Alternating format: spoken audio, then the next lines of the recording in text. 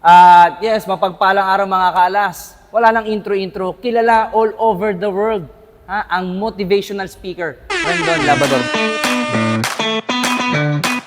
Brother. Attorney Ace ang ating celebrity lawyer. Lawyer ng bayan. Ano ang maitutulong natin? Maraming salamat sa pagpapa-unlock. At ito kasi ay gagawa ako ng usapin. Na kung saan ay common ito Showbiz? common. Hindi, showbiz, celebrity influencers, vloggers, pati mga ordinaryong tao ay matatamaan sa usaping ito. Okay. Ito ay ganito.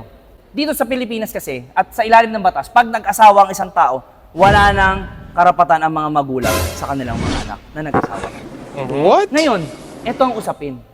Papayagan mo ba ang mga magulang mo, example, na makialam sa buhay mag-asawa? Anong iyong take dyan? Hindi mo pwede. Iwan agad yun. Iwanan ko agad yun. Kahit Sino? ko pa. Magulang mo. Bakit magulang ko? Magulang mo ang pinag-uusapan Hindi, dito. iwanan ko agad yung magulang ko. Siyempre. Bakit? Wala silang karapatan. Kasi buhay mo yan eh. Di ba?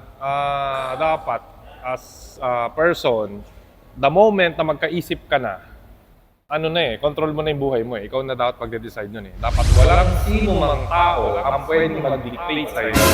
Kaya kailangan, importante, sa mga magulang din kasi tingin ko, pinapakilaman lang natin yung mga anak natin kapag meron silang nagagawa na hindi natin gusto. Dapat din maintindihan ng mga magulang na hindi natin produkto yung mga anak natin. May sarili pong isip yan. So, i-expect natin na hindi lahat ng gusto natin, hindi lahat ng expectation natin ay magagawa nila. Iba pong tao yan.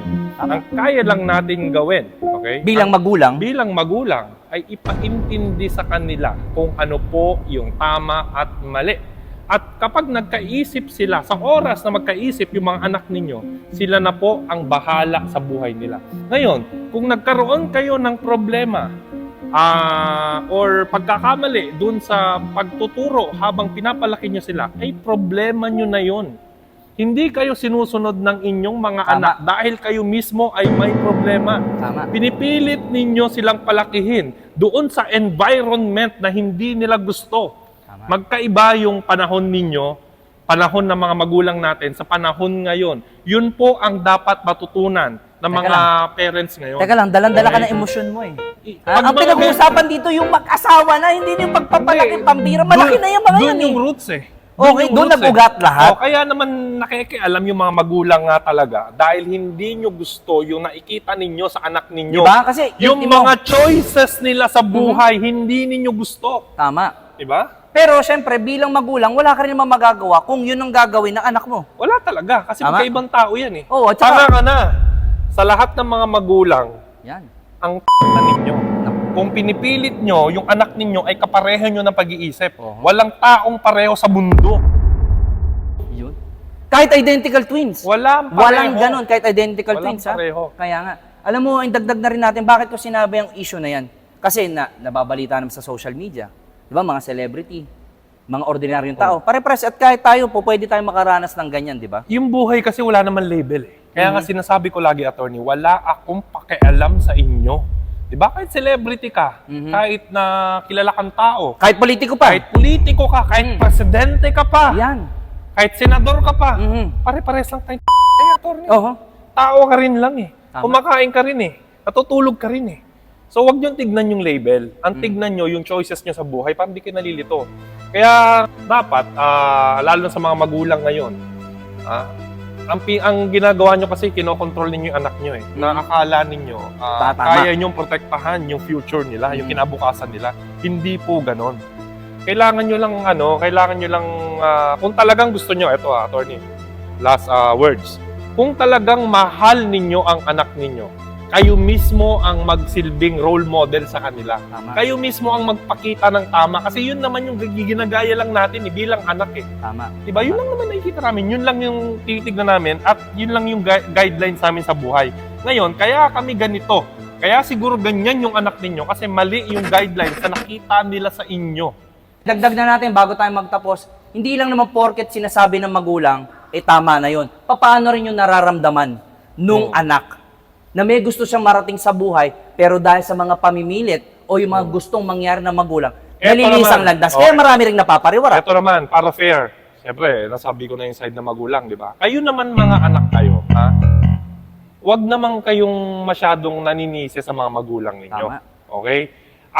Kasi ang mahirap niyan, nag-asawa na, hindi pa rin kayo umalis sa bahay ng nanay ninyo. Yan. Tumira ka doon, nagkaanak ka na, nandun ka pa rin sa kwarto. Sagutin pa ng magulang din yun. Tapos palamunin pa kayong dalawa. Ang tigas ng mukha mo, lalaki ka pa naman. Kaya nga. Pag nag-asawa ka na, lumandi ka na, lumayas ka na. Tama yun. Di ba? Tama yun. Ibig sabihin, kaya mo na dapat panindigan. Wala kang pambili ng gatas, sinisi mo sa nanay at tatay mo, ang tigas ng mukha mo.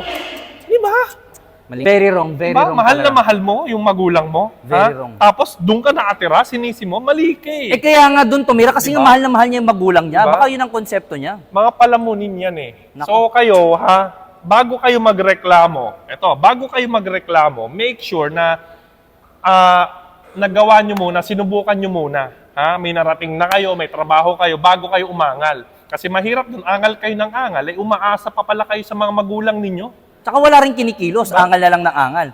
'Di ba? Magsikap dapat tayo. At yan, narinig natin ang kanyang panig, ang opinion ng ating butihing motivational speaker, Sample pa lang yun. Rendon Labador, Oo. mga kapatid. Attorney, O, pagpalang Ace, araw. sana may naibigay ako sa inyong mga followers. Marami, syempre.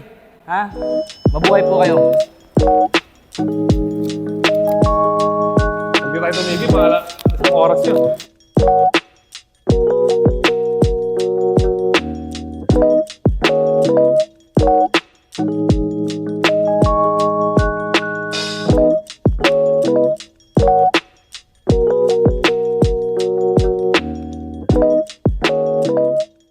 Ito, bago kayo magreklamo, make sure na nagawa nyo muna, sinubukan nyo muna. Ha? May narating na kayo, may trabaho kayo, bago kayo umangal.